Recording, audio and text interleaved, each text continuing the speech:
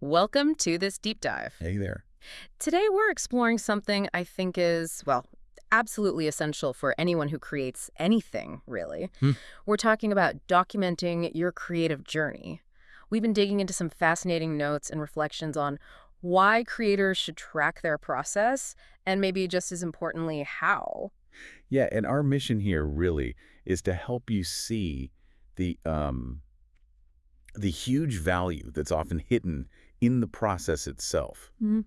Not just focusing on the finished thing. Right, the shiny object. Exactly. We want you to grasp how building that record, that journey log, can be incredibly beneficial for you, for your own growth. Oh, okay. So let's unpack this because right off the bat, a big idea jumps out. We usually only see the final thing, don't we? Oh, totally. The polished book, the gallery piece, the released song. Yeah, but these notes really hammer home that the real gold, as they put it, isn't just there. It's in the messy, unpredictable, sometimes chaotic process that got you to that point. And it's interesting. The point isn't just about like saving your final files or keeping rough drafts filed away somewhere. No, it's presented more as a powerful tool for self-discovery. It helps you actually measure your own progress Okay. and reflect on how your thinking, maybe your whole mindset, Yeah. has shifted over time. Yeah. You're basically building this living record of your life through the things you make. I like that. A living record of your life through what you make. Whether you're using, I don't know, Notion or Obsidian, or you're a classic sketchbook person. Or sticky notes everywhere. Right, or sticky notes. The argument is that tracking the journey is just as vital, maybe even more so for personal growth than just hitting that finish line. And to help make sense of it all, the material we looked at kind of breaks down this documentation into 3 layers, makes it easier to graph. Okay, layers. What are they? So first, the most basic one, archiving. Mhm. This is the raw stuff, like the first sketches, those awful first drafts we all have, the failed experiments, random notes you scribbled down, Mhm. basically all the bits that didn't make the final cut but were definitely part of the making. Gotcha. The objective record, the what happened. Pretty much. Then you move up a level to reflecting. This is where the feelings and the learning come in. Ah, okay. So not just what you did, but But how you felt doing it. What specific lessons you learned when you hit a wall or had that aha moment. The insights that came up, the emotional texture. right, the internal journey. Exactly. And then the third layer is sharing. This is the bit you choose to make public. The curated version. Yeah, what you put out there, maybe on Instagram, your website, portfolio. These layers can build on each other. You might just archive and reflect, or do all 3. Depends on what you're aiming for. And the payoff. The benefits they list sound pretty compelling. They really do. Like one big one is showing you growth, even when you feel totally stuck. You know that feeling, like you're just going in circles. Yeah. Oh, absolutely. We've all been there. Looking back at older stuff, even from a few months ago, can give you that concrete proof. Wow, I have actually moved forward. It's tangible evidence. Totally. Yeah. And it helps you track those shifts. Maybe your style changed, or your interests pivoted, or you picked up a new technique you've been playing with. Yeah, I can see that. Plus, it's like this personal wellspring for future inspiration. You could dip back into old ideas, things you forgot about. And honestly, it just builds confidence, right? Seeing your own progress laid out. It does. Now, there's a counterpoint raised almost immediately, a common one. Let me guess. Time. Exactly. Doesn't all this documenting take valuable time away from actually creating? And the source acknowledges, yeah, that's a valid concern. It is. If keeping track feels like this huge burden, maybe your system is just too complicated. Needs simplifying. That's the key, I think. Simplify if you need to. But there's also this really powerful counter idea offered. For a lot of people, documentation isn't some separate chore that interrupts creating. It's actually woven into the creative act itself. It becomes part of the flow, something that actually enhances the process, doesn't detract from it. Interesting. So it's part of the making, not just admin about the making. Could be, yeah. Okay, so we've covered the why and the different aspects. Let's say you're listening and thinking, all right, I'm intrigued. Maybe I should do this. How do people actually do it? What are the methods? Well, the material covers both analog physical stuff and digital approaches. Old school first. Old school first. Think simple things. Dedicated sketchbooks, journals for notes and thoughts, using binders maybe to collect loose pages, Oh, I used to do that. or even making little personal zines of your work in progress. Just for yourself, maybe. Or you could get more visual, right? Like sticky notes on a wall for ideas or project steps. Definitely. Or creating those art walls that just evolve as you add stuff. Classic scrapbooking works too. Or physical progress boards, like a Kanban board for a creative project. Tangible things and digitally. Oh, the options are huge now. Simple stuff like Google Docs for notes.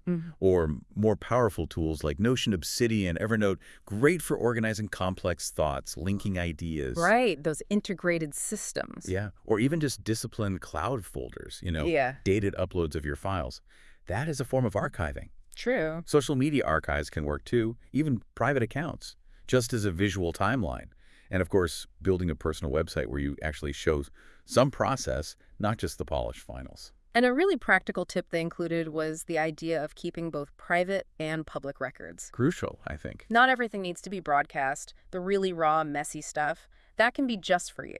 Then you curate a version to share if you want to. Which actually leads to this interesting point. They raise a fear some creators have. What's that? The fear that documenting something, especially from early on, kind of locks you in, like you're archiving your awkward teenage phase and you'll look back and cringe. Oh, I totally get that. Like preserving evidence of your past cluelessness. Right, exactly. But the notes argue that this fear is precisely why documentation is so valuable. How so? Because it's how you see the evolution. It's how you track how far you've come from that awkward phase. Your archive isn't some static cage trapping your past self. Ah, okay, it's more like a timeline. Exactly, a dynamic timeline showing your journey, your growth, the whole arc. Okay, that reframes it. Now, this next part I found really fascinating. Digging deeper into why the process itself often seems to hold more weight, more meaning than the final product. Yeah, this was a core theme. It frames the finished piece almost as the residue, the byproduct of the process. Residue, interesting. Like, Well, think of a painting. What you see is what's left after countless decisions, experiments, layers, adjustments, hours of focus, maybe frustration. all the invisible work. Right. Or a song. It's what survived maybe endless jam sessions, happy accidents, mistakes, capturing a certain feeling. Yeah. The key insight here is that years down the line, what you'll often remember most vividly isn't just the finished object, but how you got there. The experience of making it. Exactly. Looking back at old notes or sketches can flood you with memories of who you were, then your life situation, your feelings, the struggles, not just the technical stuff. That resonates. But, okay, there's an important counterpoint brought in straight away. Let me guess. The professional world. Yep, in commercial contexts, results often matter most, right? Your client doesn't necessarily care about your 50 discarded ideas. That's true. Deadlines, deliverables, results are king in those specific contexts. So the final website needs to work, the report needs to be accurate, the process is secondary to the client. Precisely. But the distinction made is crucial. For your personal creative growth, for developing your own voice and skills, that process is the fertile ground. That's where the learning happens. That's where the innovation happens. If you ignore or forget how you got there, you're kind of losing the blueprint for how you create where your future ideas might come from. Okay, so process for growth, product for delivery makes sense. Now let's talk about the tough stuff, because the source doesn't just focus on the highlights, it talks about the challenges. Yeah, the suffering, the ruts, the brain fog, feeling totally stuck. Those moments we all dread. Absolutely. But these difficult times are presented as really integral, even valuable parts of the journey. Valuable. How? Well, the frustration of not knowing the next step, the drafts that just fail, feeling like you're falling short of what you imagined. Okay. The argument is these low points matter a lot. They make the breakthroughs, when they happen, feel incredibly meaningful. They highlight your resilience. So documenting the struggle reminds you later that you actually got through it. Exactly. It's proof that you overcame obstacles before, so you can probably do it again. That's powerful. And there's another angle. Just acknowledging these rough patches, even privately in your notes, can normalize the struggle. Make it feel less like a personal failure. Right. It helps you see that hitting walls is just part of the creative path for almost everyone. It can foster a bit more self-compassion. I like that. Okay, something else that caught my eye was the discussion around the emotional curve after you finish something big. Ah, yes, the landing. It's not always just pure celebration, is it? Not always. The material describes what can feel like a strange void sometimes. Post-project fatigue is real. Yeah. Yeah, the high of accomplishment can be surprisingly short-lived.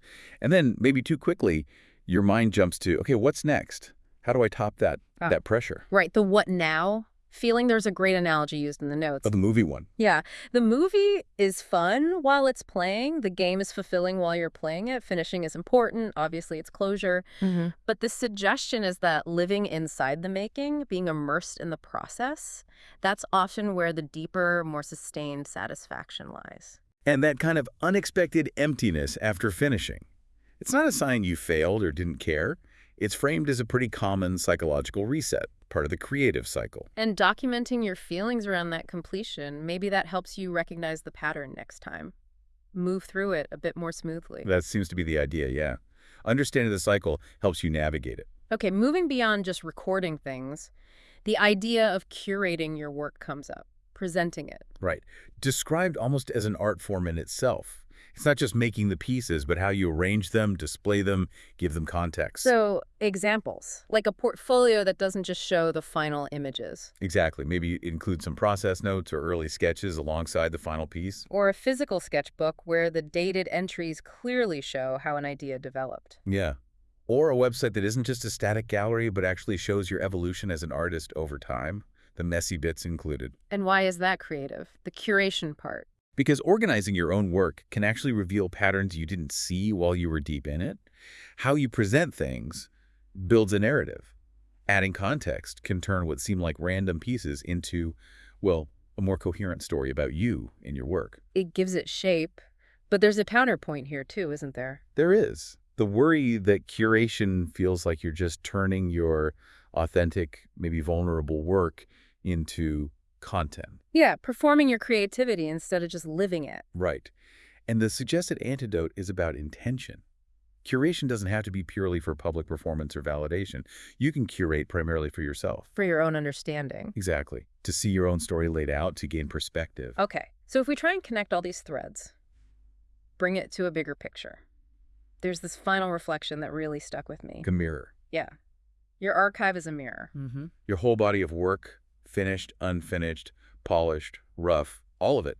It acts like a mirror reflecting your creative life back at you. It shows you who you were at different points, the challenges you faced. An undeniable proof of your growth, even when it felt slow or non-existent at the time. So the encouragement is pretty clear.